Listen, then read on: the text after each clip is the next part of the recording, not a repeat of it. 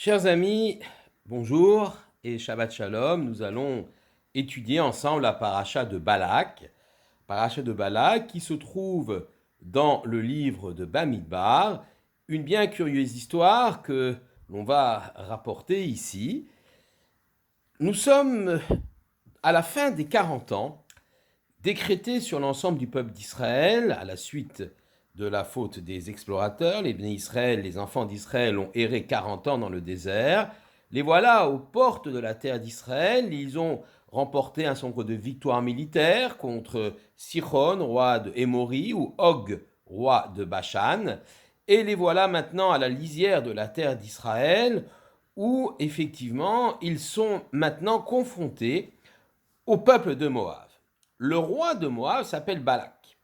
Le roi Balak a parfaitement compris que la lutte armée contre le peuple d'Israël ne sert strictement à rien. Ce peuple est protégé par l'Éternel. Et donc, il faut trouver une autre méthode pour pouvoir vaincre ce que le roi Balak constitue comme une menace vis-à-vis de son peuple, de son pouvoir, de son territoire, quoique les enfants d'Israël avaient reçu l'ordre de ne pas s'attaquer à Moab. Balak veut quand même nuire au peuple d'Israël. Alors, Balak comprend que la seule solution est d'utiliser les mêmes armes que les enfants d'Israël ont, à savoir la parole, à savoir cette qualité, cette capacité que les Juifs ont de s'adresser au Tout-Puissant. Alors il va chercher un prophète des nations, le prophète Bilam, et qui lui se trouve dans le territoire de Midian. Il envoie des conseillers, des shlichim, des envoyés. Bilam va refuser une première fois, puis va accepter, évidemment moyennant finance, car Bilam est un prophète des nations, mais extrêmement intéressé par le gain. C'est donc l'appât du gain qui motive Bilam. Alors on peut se poser la question, mais pourquoi alors Dieu a-t-il confié, a-t-il donné cette faculté à un homme qui n'est pas juif, mais en plus qui haït le peuple juif? Pourquoi lui a-t-il donné cette capacité de prophétie? Tout simplement pour que les nations n'aient point d'excuses, qu'ils ne puissent pas dire si nous avions eu, comme les enfants d'Israël, un prophète tel que Moshe, nous serions devenus bons et vertueux. Eh bien, donc Dieu leur donne ce prophète Bilam, il n'en est rien. Eh bien, les peuples des nations, les nations se comportent toujours de façon terrible en pervertissant leurs mœurs. Et donc, Bilam se met donc en route, il chevauche son ânesse, et là se produit un phénomène assez incroyable, puisque, eh bien, l'ânesse va avoir une vision. Elle va voir un ange avec une épée qui lui barre le chemin pour ne pas justement que Bilam réalise sa mission qui est de maudire le peuple d'Israël, de trouver la faille morale dans le peuple d'Israël pour pouvoir attirer la malédiction, détourner le regard divin et attirer la malédiction sur le peuple d'Israël. Donc l'ânesse voit un ange avec une épée dans sa main et Bilam ne voit pas cela. Et l'ânesse refuse d'avancer. Cela va se produire à plusieurs reprises. Et que va faire Bilam? Eh bien, frustré, il va frapper son ânesse. Et l'ânesse va se mettre alors à parler. Miracle incroyable, extraordinaire. L'ânesse va se mettre à parler et va reprocher donc à Bilam de l'avoir frappé à 3 reprises. Comme il dit l'ânesse, Ma siti lecha ki ikitanize shalosh regalim. Que m'as-tu fait pour que tu me frappes? Que t'ai-je fait, pardon, pour que tu me frappes à 3 reprises? Finalement, l'ange lui-même va apparaître à Bilam pour lui expliquer la situation. Cela ne va d'ailleurs pas empêcher Bilam d'avancer tout de même et d'aller vers sa mission funeste. Mais l'ange aussi va lui reprocher la même chose que l'ânesse. Il va lui dire Alma, ikita et aton chazé shalosh regalim. Pourquoi as-tu donc frappé ton ânesse à 3 reprises? Alors c'est intéressant ce dialogue entre l'ânesse et Bilam, entre l'ange et Bilam, puisque le Rambam, Maïmonide, nous explique de façon assez extraordinaire dans son Moreh Nevuchim, son guide des égarés. Le Rambam va nous expliquer, il va même faire de ce pasuk, de ce verset, la source biblique pour l'interdiction de toute souffrance animale, ce qu'on appelle la règle de Tsar Balei Chaim. Et je cite ici le Rambam dans Moreh Nevuchim, sa traduction. Quand les rabbins, les docteurs de la loi ont dit que tourmenter les animaux est une chose défendue par la loi, ils le rattachent à ce passage, deux points ouvrez les guillemets. C'est quoi ce passage? Pourquoi as-tu frappé ton ânesse à 3 reprises, dit l'ange à Bilam. Et continue le Rambam, quel est le sens de cette loi de Tsar Baalei Chaim? C'est en vue de notre perfectionnement moral, afin que nous ne contractions point de mœurs dures et que nous ne fassions pas souffrir les animaux en vain et sans utilité. Et qu'au contraire, nous nous appliquions à la pitié et à la miséricorde pour n'importe quel animal, excepté en cas de nécessité. Alors il est intéressant de savoir et de comprendre de quoi parle-t-on quand on parle de nécessité. Alors tout d'abord, c'est évidemment la consommation de viande qui nécessite bien sûr l'abattage des animaux. On ajouterait aujourd'hui tout élément qui est de l'ordre de la protection de l'homme. Alors pikuach nefesh, un animal est nuisible, dangereux, un parasite, bien sûr on pourra l'éliminer, ou alors aujourd'hui tout animal utilisé dans la recherche médicale, puisque ce qui prime évidemment c'est la vie de l'homme. Donc première idée très forte dans cette paracha de Balak, c'est l'idée donc du Tsar Baalei Chaim. Il faut savoir également que Bilam chevauche son ânesse.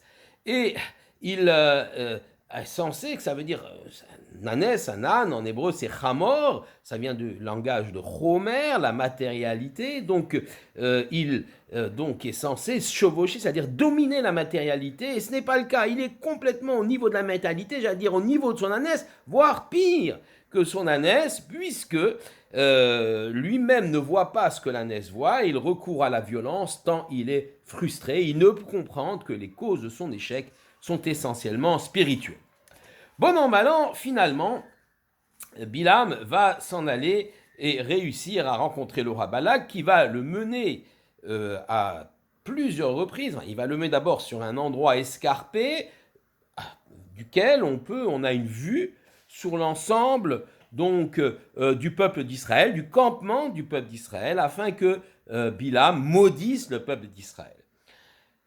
Bilam va effectivement tenter de maudire le peuple d'Israël.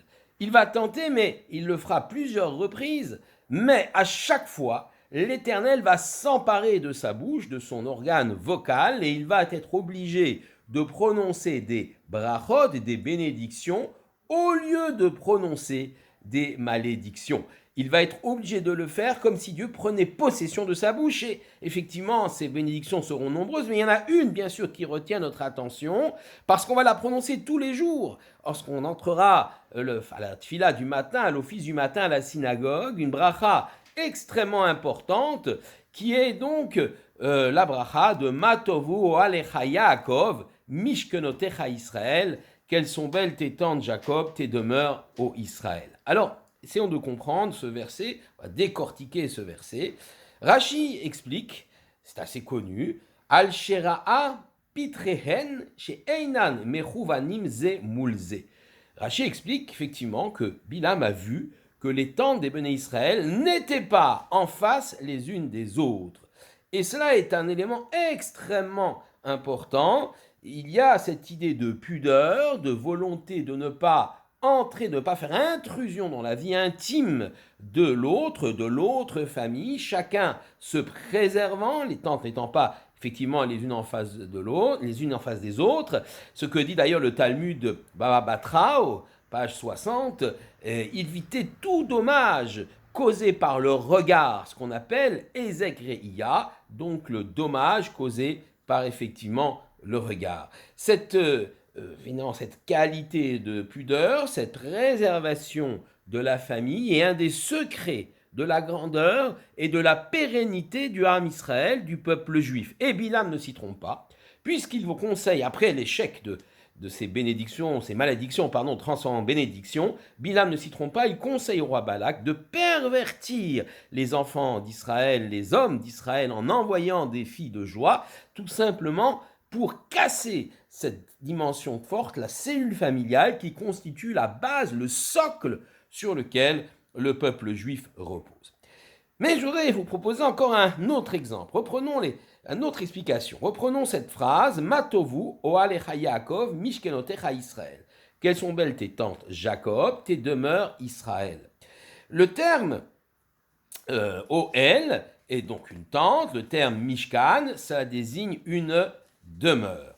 Alors, ce qui est intéressant, c'est que certains commentaires ont expliqué que on veut faire ici allusion aux synagogues, aux Beth Hamidrash, aux maisons d'études qui perpétuellement seront le sanctuaire, le lieu où résideront les enfants d'Israël, le lieu aussi où effectivement résidera la présence divine, la présence de l'Éternel. Le terme Oel, c'est une demeure effectivement qui est provisoire, et Mishkan, c'est une demeure plus définitive. Mais Mishkan fait également allusion au Mishkan, c'est-à-dire au sanctuaire du désert que Moshe avait bâti, mais aussi aux deux temples de Jérusalem. Il y a un jeu de mots entre Mishkan et Mashkon. Mishkan, c'est le sanctuaire. Mashkon, c'est un gage, comme si l'Éternel, effectivement, au moment de la destruction du temple de Jérusalem, pour ne pas détruire le peuple juif, il a détourné sa colère sur le bâtiment de pierre et de bois, il l'a pris en mashkon, il l'a pris en gage, pour que les béné Israël justement reviennent vers lui.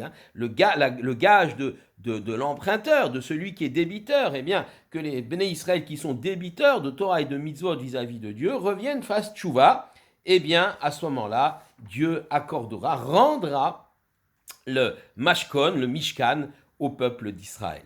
Et pour terminer, une explication de Rav Shlomo Yosef Zevin sur encore cette dimension de Oel et de Mishkan, de tente et de demeure. Oel, c'est une tente, donc quelque chose de provisoire, et c'est associé à Yaakov. Mishkan est quelque chose de dur, de plus solide, et c'est associé à Israël. Yaakov. Yaakov est un des surnoms du peuple juif. Cela désigne la masse du peuple juif. Yaakov, ça vient du mot Ekev. Ekev, c'est le talon. On sait que Yaakov tenait dans sa main le talon de Yaakov. Yaakov tenait le talon de Esav dans sa main. Et effectivement, cela désigne la volonté de Yaakov de disputer le monde matériel aussi à Esav. D'ailleurs, Ekev, le talon, c'est quelque chose qui est en contact avec la terre, donc il désigne le matériel. Et donc Yaakov désigne l'ensemble des Juifs, parce que Yaakov vient de Ekev, l'ensemble des Juifs qui constituent la masse du peuple juif, qui vit dans le monde matériel, qui dans le monde du travail, dans le monde profane, qui construit et bâtit la société.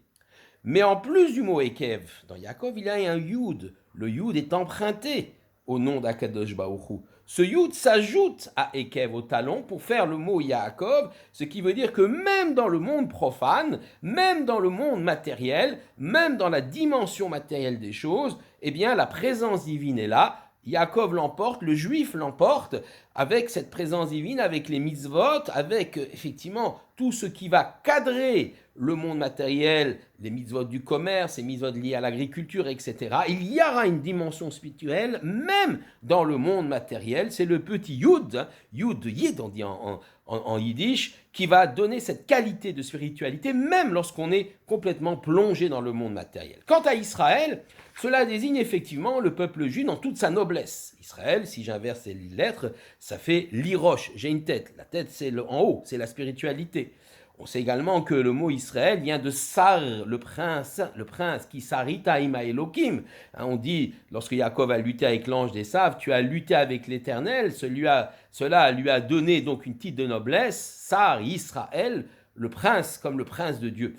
Ça désigne évidemment les Talmidei Chachamim, les grands de la Torah, ceux qui sont tout le temps dans le monde spirituel et qui ne sont pas contaminés, entachés par la matérialité. Eh bien, nous dit le Rav Zevin, les deux sont nécessaires. Matovu al Yaakov, certes, Yaakov, le monde matériel, c'est quelque chose de provisoire. Yaakov est assimilé au Oel.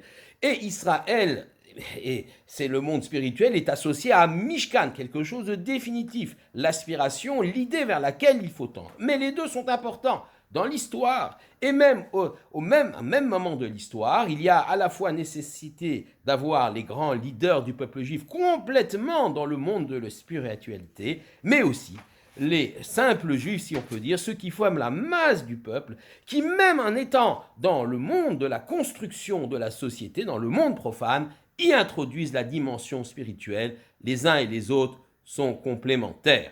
Et voilà effectivement comment on comprend cette phrase extraordinaire qui rassemble l'ensemble du peuple juif en un seul verset. Matovu lecha Yaakov, Mishkenotecha Israël.